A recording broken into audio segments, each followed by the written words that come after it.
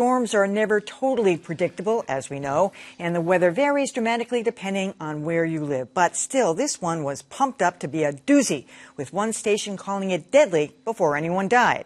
But turns out the National Weather Service was aware it wouldn't be that bad, but opted not to tell the public.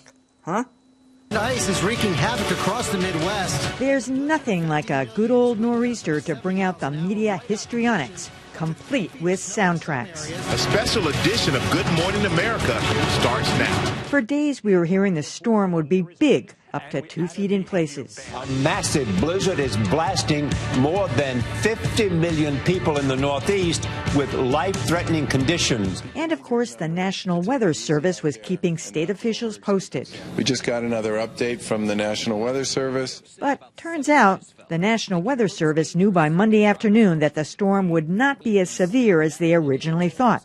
So what did they do? They decided not to alert the public, not to change their public predictions because they worried that the public would think the storm wouldn't be as dangerous. So many newscasters stuck with the massive snow predictions. Boston and Philadelphia could see up to a foot, and some other areas could get more than 2 feet. A lot of snow out there. Governors from across New England were all considering a travel ban, something Connecticut did.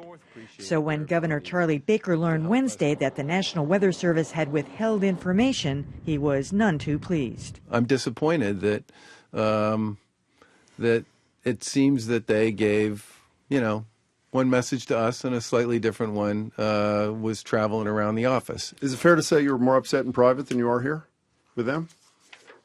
The answer is yes. He's shaking his head, nodding his head in agreement. Chalk went up to fake news. First of all, it was not a wimpy storm. I mean, it was severe. Certainly in downtown Boston, we didn't get the amounts that they predicted, but I didn't want to be out walking around either.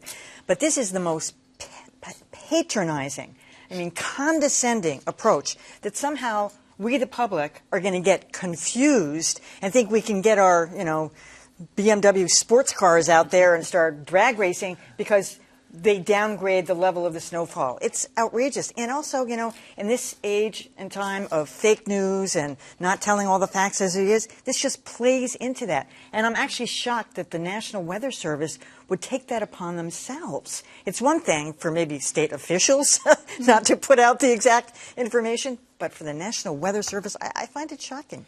Well, what I found odd about it is that the National Weather Service is not the only source of information about weather forecasts.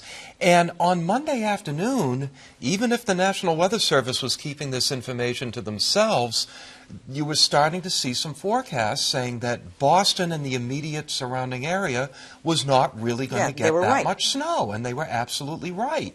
That said, it certainly was a serious storm for some people. They did have a blizzard in Lawrence, for instance, and inland it was quite bad. Mm-hmm. But, not only does the National Weather Service have no right to act as patronizingly as they did, but they don't have a monopoly on this. We were getting this information from other sources. I think they also undercut their credibility. So if they're worried that people won't take the storm as seriously if they tell you that it's not going to be as bad as you thought, what's going to happen with the next one? Everyone's going to think, oh, well, they're saying 1.5 feet, but last time it really wasn't, so I'm just not going to prep. It's kind of tough. If the reverse had happened, if they had said, it's really not going to be as bad as we thought, but then again, weather being as quirky as it is, it turned out to be as bad or worse, which often happens with hurricanes, then I think the anger would be really, really high, and almost liability would be there. I look at this as it's like, do you want to take a punch from a heavyweight or from the welterweight?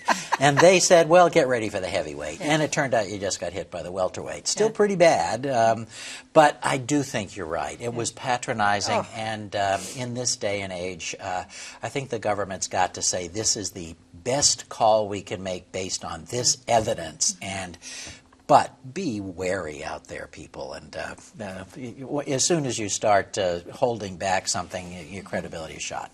Well, so the issue really is the pre-planning and what they allowed us to think about to get prepared. So let's use your example. If this was the reverse, as you said, at that point then, there's some time they can say, oops, you know what? It's not going to be as bad. I know we prepped you for this, but now we know as of this afternoon, it switches over, it changes, except in the areas that you mentioned. There's nothing wrong with doing that. Now, there may be other ways to get the information, but as someone who is a snow wuss, I'm following those European models within an inch of my life. So I want to know, I'm following the National Weather Service, and I'm not listening to other people because they're supposed to be the bottom line, serious people. So I believe them, and I want to be able to believe them. To everybody's point, this does not serve you well. No, and I'll tell you, the future. governor was really angry because of the economic implications. He almost shut down the state. They almost declared a travel ban, which Connecticut did, and it wasn't necessary. By the way, I have to put a shout out for the app Dark Sky. They called it the day before. I kept looking at that app, and it said it's going to be raining by 2 or 3 in the afternoon. They were dead on right. The Weather Underground kept scaling it back, scaling it back. Yeah, they were right.